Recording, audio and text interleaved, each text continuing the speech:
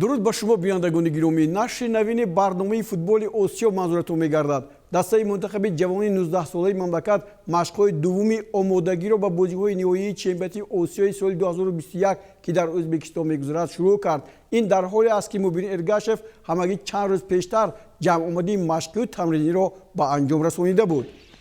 نسبت به جمع آمدی مشقی گذشته این نوبت در هیئت تغییرات به عمل آمد. سرمربی مبین ارگاشف در خط حمایه محمود پیروف را از لوکوموتیو پامیر و پرویز بختیارزاده را از رگری تداز، در خط نیم حمایه آزادبک پنجیف و امیدجان خالقوف را و در خط حمله اسلام زویروف را از لوکوموتیو پامیر به هیئت جلب نکرد. بازیگران امامعلی احمدخان، شریفبک رحمتوف، شهرام سمیف و محمد علی عزیزبویف که نمایندگی دسته‌های لوکوموتیو پامیر، دینامو افتای مولدووا و متالورگی ازبکستان را دارند به هیئت همراه کرد. به همین ترتیب دروازه‌بان‌ها نوردین حساروف از خوجند، شاروخ قرغزبویف، سمندر کریموف هر دو از لوکوموتیو پامیر، محمد ربیع رحمت‌اللهیف از بخشی، محافظتگران علیجان کرامت‌الله‌زاده از کلوب مرکزی ورزشی ارتش، قیمتشو مومینشویف از پنشیر، منوچهر سفاروف، اسرائیل خولوف، محمد سلامزاده، جانیبک شریپوف، شاروخ سنگوف، محمود پیروف از لوکوموتیو پامیر، صفی‌الله نظرزاده از خطلان،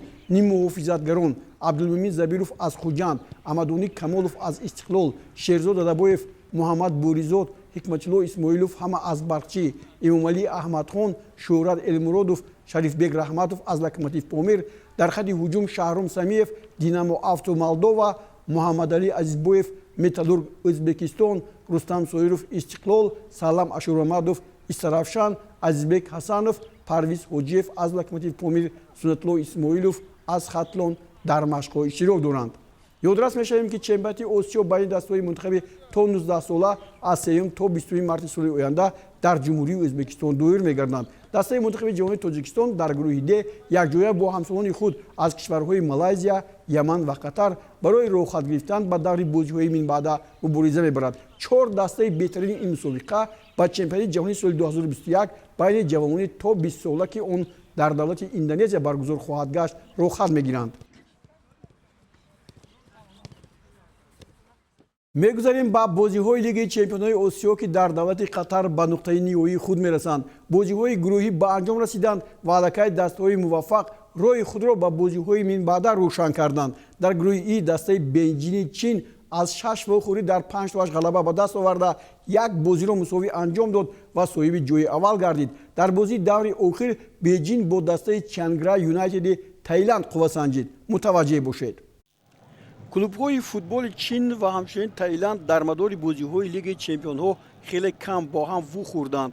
مخصوصاً اینجا چانگرای یونایتد بازی اولین خود را هنوز ماه فوریه با این دسته برگزار کرده بود و در آن دسته بیجین یا خود بیسینگوان با نتیجه 1-0 پیروزی به دست آورده بود و در این واخوری که حالا ما و شما می‌بینیم در اینجا هم فوتبال بازان دسته بیجین هنرنمایی خوب داشتند، ولی گاه خیلی که حالا اینجا می‌بینیم فوتبال بازان دسته چانگرای یونایتد هم خوب بازی می‌کردند و آنها توانستند که در دقیقه 55 حساب را کشایند.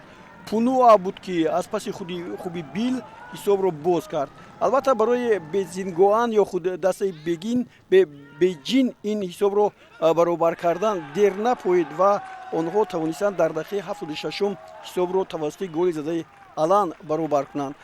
اگر در رفت بازی توجه کرده باشیم بیزینگوان در حقیقت با برتری صحیح بود، اما حالت‌های درست خوب را گل نمیزد و با گل جنبست نمیکرد. از جمله یک هجوم آنها در موردی که حالا ما و شما میبینیم با گل باید جنبست میشد، ولی ضربه‌ای که از جانب حمله‌گری دسته بیجین زده شد بعد برخورد با دروازه‌بان دسته چانگرای یونایتد با بالوچوبی دروازه رسید و با بیرونی میدان رفت. در نتیجه این بازی با حساب 1-1 به انجام رسید، اما در موردی که ما می‌بینیم الان یک ضربه پنالتی رو به ثمر نرسونید و بازی مساوی جنبست شد. در این گروه برای زینه دوم را اشغال کردن دسته‌های ملبورن استرالیا و سئول کره جنوبی با هم رقابت کردند. قسم اولی بازی با برتری فوتبالبازان استرالیایی پسش سر شد و آنها توانستند 2 گل نهایت تیز را به ثمر رسانند. در نتیجه این 2 توپ ба онҳо пирӯзӣ овард ва дастаи пурзури Сеул аз идомадодии мусобиқа барои ҷоми Лигаи Чемпионҳои Осиё дар канор монд. Мелбурн Виктори ҳам дар бозии аввали ин дастаҳо бо ҳисоби 1-0 аз дастаи Сеул мағлуб шуда буд ва ин навбат чун бозии акнун ҳалкунанда ҳам гӯем хато нахоҳем кард. Як бозие буд ки футболбозони дастаи Мелбурн Виктори барои ҷавоб гардодан ба он бохташон кӯшиш зиёд карданд ва ниҳоят барвақт дар дақиқаи панҷум тавассути Марко Рохас ҳисобро боз намуданд ки ҳоло мо шумо мебинем. Баъдан ҳуҷуми футболбозони дастаи Мелбурн Виктори ҳам боз ҷолибтар шуд ва онҳо пайваста ба сӯи дарвозаи Сеул ҳуҷумҳои худро ташкил мекарданд ва дар дақиқаи 23 барои вайрон кардани қоида ҷазои 11 метр таъин шуд ва Бример ин тӯбро дар дақиқаи 23 ба нишон расонд. 2-1 Мелбурн Виктори ба сафи пеш баромад. Сеул ба ин ҷавоб медод ё на. Албатта мо шумо дар рафти ин вохӯрӣ хоҳем дид ин лаҳзаҳое ки пешкашӣ мо мегарданд, вале натавонистанд ки аз ин бохт раҳоӣ ёбанд ва футболбозони дастаи Сеул дар дақиқаи 64 ҳамин тӯбе ки ҳоло аз ҷониби Ҳюн Со Ҳуанг зада шуд ҳисобро тағйир доданд. Ҳан инҷо хеле хуб тӯбро ба майдони назди дарвоза бардошт ва бо зарбаи сар Ҳюн Со Ҳуанг ин тӯбро вориди дарвоза намуд. Дар натиҷа бозӣ бо ҳисоби 2-1 ба нафъи Сеул анҷом ёфт.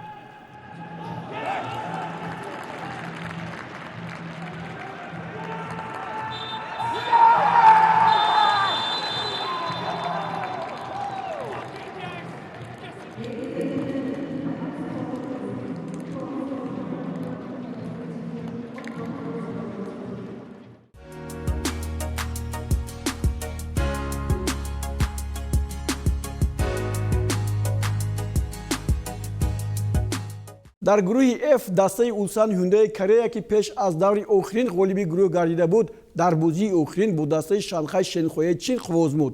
Футболбозони ин даста бори дигар нишон доданд ки дар ҳар бозӣ танҳо бо мақсади ғалаба ба майдон меоянд ва барояшон ғалаба кардан ифтихор аст. Тамошо мекунем. дастаҳои Шанхай Шенхуа ва Улсан Hyundai дар мадори ин бозиҳо ҳамагӣ ду бор бо ҳам вохӯрданд ки яке аз бозиҳо бо пирӯзии дастаи Улсан Hyundai ҷамъбаст шуда буд ва ин бозии дуюме буд ки ин дастаҳо ҳоло бо ҳам қувва меозмуданд.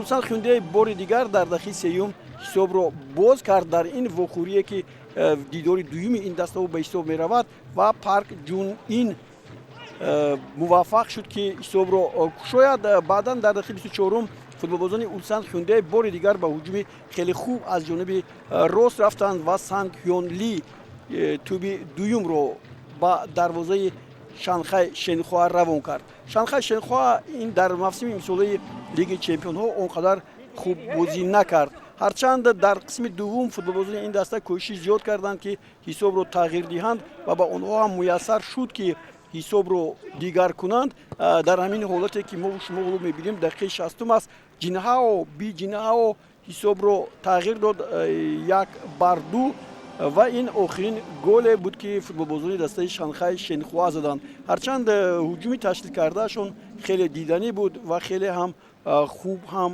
буд. инҷо дидед маҳорати фардии футболбозони ин дастаро ки чӣ гуна метавонанд тӯбро ворид дарвоза кунанд. ин зарбаи пеналтиро Бьорн Йонсен ба дарвозаи боз дастаи Шанхай Шенхуа зад ва ҳисобро боз ҳам афзуд. ба ин нигоҳ накарда футболбозони дастаи Шанхай Шенхуа ҳуҷуми ҷавобии худро ташлил карда натавонистанд ва ба ҳар нав Улсан Hyundai бори дигар бо голи дуюми Бьорн Йонсен ҳисобро 4-1 намуд. Улсан Hyundai дар ҳадифи ин бозиҳо Шанхай Шенхуаро маротибаи дуюм ба шикаст гирифтор мекунад. дар натиҷа дар ин ҳолате ки мо дидем бозӣ бо ғалабаи калон ба анҷом расид. дар бозии дуввуми ин гурӯҳ клуби футболи Токиои Ҷопон бар Перс Глори Австралия бо ҳисоби минималии 1-0 зафар ёфт ва ҷои дуввумро ба худ мансуб гардонид. Перс Глория бошад бе ягон ғалаба бо 1 мусовию 5 бохт мавсими имсолаи Лиги Чемпионҳоро ҷамъбаст кард.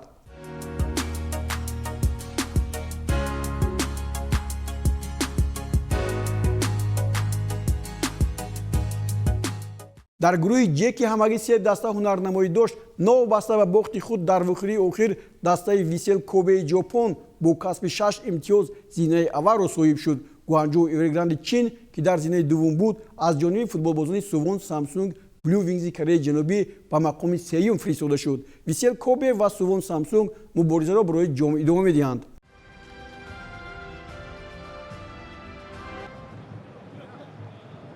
футболбозони дастаи Гуанчжоу Evergrande имсол он қадар гуфтам мумкин дар Лигаи Чемпионҳо хуб бозӣ намекунанд. бозиҳояшон агар ба назар гирем бо Suwon Samsung 0-0 ҷамъбаст шуда буд. сипас ин даста бо ҳисоби 2-0 Висел Kobe пешсафи ин гурӯҳро мағлуб карда буд ва бо Suwon Samsung 1-1 бозӣ карда буданд. аммо ин бозие ки ҳоло мо шумо мебинем бо пирӯзии футболбозони дастаи Гуанчжоу Evergrande агар анҷом ёфт, онҳо метавонистанд ба бозиҳои минбаъда рохат гиранд. вале Sang Hyuk Lim дар дақиқаи 53 аз дастаи Suwon Blue Wings тӯбро ворди дарвоза кард. бубинед ин як зарбаи хеле моҳирона буд ки дарвозабон баргардонд ин тӯбро Liu Jinhao. вале дар мавриди дигар бозигаре ки ба ин тӯб расид Sang Hyuk Lim тӯбро ба дарвозаи холӣ равон кард. аз ҷониби Гуанчжоу Evergrande ҳам ҳуҷумҳои пай дар пай буданд ва ҳамин голе ки Wei Shihao дар дақиқаи 72 зад ҳисобро баробар кард. аммо Гуанчжоу Evergrande дигар натавонист ки дар ин бозӣ пирӯзии худро ба даст орад то ки ба даври дигари бозиҳо равад.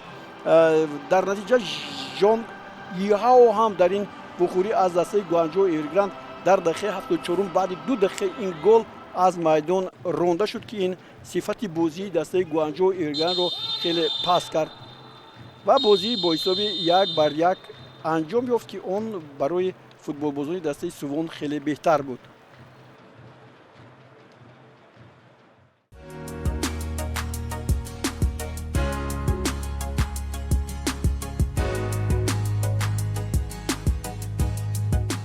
ниҳоят ба дуввумин дастаи Чин Шанхай Сипк дар рақобатҳои Лигаи Чемпионҳои имсола муяссар шуд ки ба бозиҳои минбаъда рохат гирад. ин даста дар вохӯрии охирини гурӯҳ аз дастаи Chonbuk Hyundai Motors Кореяи Ҷанубӣ вохӯрда ба мағлубият рӯбарӯ шуд. бозии байни дастаҳои Шанхай Сипк ва Chonbuk Hyundai Motors ба як бозие табдил ёфта буд ки дар ин ҷо аллакай табдили рохат ба бозиҳои минбаъда ҳал шуда буд. Chonbuk Hyundai Motors ҳоло тавре ки мо мебинем Cho Kyu-sang дар дақиқаи 16 ҳисобро боз кард ва меҳмонон Chonbuk Hyundai Motors-ро ба сафи пеш баровард. вале чун Шанхай Сипки шояд ба бозиҳои 8-1 ниҳоӣ омода мешуд, дар ин бозӣ он қадар ҳунари худ ҳам нишон надод. вале дар муносибати байни дастҳои Чинию Кореяи Ҷанубӣ ин боз як таърихи наве нависта шуд ва Chonbuk Hyundai Motors голи дуюми худро аз зарбаи пеналти дар қисми аввали вохӯрӣ дар дақиқаи 32 ба самар расонд. Cho Kyu-sang ин голи дуввумаш аст ки дар ин радифи бозиҳо ба нишон расонидааст. аз ин пештар ин дастаҳо бо ҳам 6 вохӯрӣ доштанд. як маротиба Шанхай Сипк ғалаба кардааст, 2 маротиба дигар футболбозони дастаи Chonbuk Hyundai Motors ва ин баръало дар ин ҷо маълум буд ки футболбозони дастаи Chonbuk имрӯз ба ғалаба хеле наздикӣ доранд ва ғалаба ҳам мекунанд.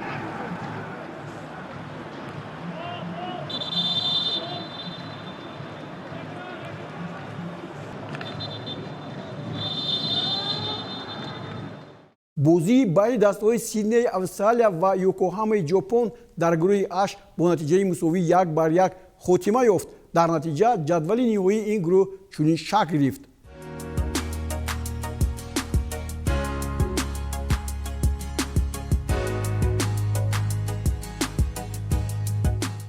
баробари анҷоми бозиҳо дар гурӯҳҳо аввалин бозии плей-офф бо ширкати дастаҳои Бейҷини Чин ғолиби гурӯҳи И ва Токиои Ҷопон соҳиби ҷои дуввуми гурӯҳи F баргузор шуд.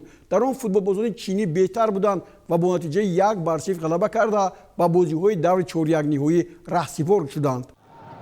клуби футболи Токиои Ҷопон аз 6 вохӯрӣ дар 3 ғалаба карда 1 мусовӣ кард ва дар 2 бозӣ мағлуб шуд. зарбаҳояш ҳам ба нишон расидан 6 маротиба ва 5 маротиба тӯбро аз дарвозааш гирифтааст. дар ин гурӯҳ бо 10 имтиёз таври шумо дидед ба ҷои дуюм баромада буд ва дар ин вохӯрие ки бо Бейҷин Токио дошт, футболбозони дастаи Бейҷин беҳтар буданд, вале аз зарбаҳое ки футболбозони Токио ҳам заданд дарвозабони дастаи гуфтам ки Сенхоу Бейҷин ҳам хеле дар ғафлат мемонд, вале ҳамагӣ як ҳуҷум тақдири ин воқеаро ҳал кард. Он ҳам дар қисми дуввум буд ки ҳоло навбаташ мерасад. ҳоло ҳуҷуми футболбозони дастаи Бейҷин Гуанро дидем ки бисёр ҳам хуб як ҳуҷуми аҳлонаро ташкил карданд, вале зарбаи охирин аз ҷониби Фернандо буд ки хеле баланд ба беруни дарвоза рафт. вале дигар ҳуҷуми навбатие ки онҳо ташкил карданд бо гол ҷамъбаст шуд ва ин голи ягона буд ки аз ҷониби Алан ба самар расид. ин голи севими Алан дар ду бозии охирин аст ки мову шумо имрӯз тамошо кардем. инҷо тақдири вохӯрӣ ҳал мешуд ва Бейҷин тавонист ки бо ин як ғалабааш як дастаи ҷопонро барои ба бозиҳои минбаъда рохат гирифтан пеши роҳашро боз дорад ва ин барои намояндагони дастаи Чин хеле ҳам гуворо буд. бозӣ бо ҳисоби 1-0 ба поён расид ва ҳарчанд ивазшавиҳои хеле зиёд ҳам инҷо зиёд буданд, вале таъсир накард ба бозӣ. барои Улсан Hyundai Кореяи Ҷанубӣ дастаи Melbourne Victory Австралияро шикаст додан душворӣ пеш наовард. ин бозии серголи бозиҳои 8-1 ниҳоӣ буд ки мо тамошо кардем.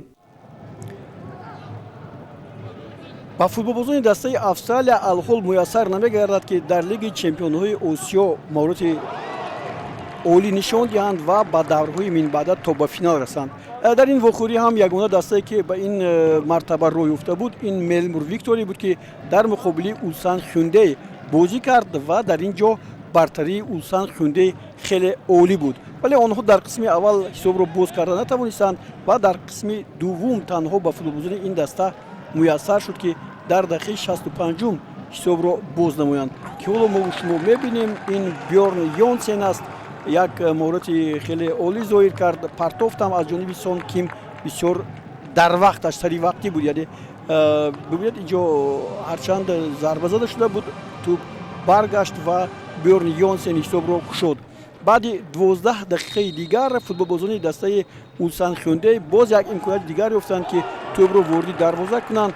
ин Дое Ҷаевон буд дар дақиқаи 77 аз паси хуби Юн тӯби навбатиро ба самар расонид ва футболбозони дастаи Ulsan Hyundai бартарии худро хеле хуб ҳам ба ҷо оварданд. ҳоло бибинед ин зарбаи сар чӣ гуна ҳам хубу зебо буд ва дар натиҷа футболбозони дастаи Melbourne Victory танҳо тӯбро аз дарвозаашон мегирифтанд. дар дақиқаи 76 аст ҳам дарвозабони ин даста Крокомбе боз як голи дигарро гирифт. ин навбат Бьорн Йонсен голи дуюми худро ба самар расонид. ҳоло бинед Бьорн аз муҳофизатгар хеле пеш гузашт ва ғалабаи навбатии Ulsan Hyundai.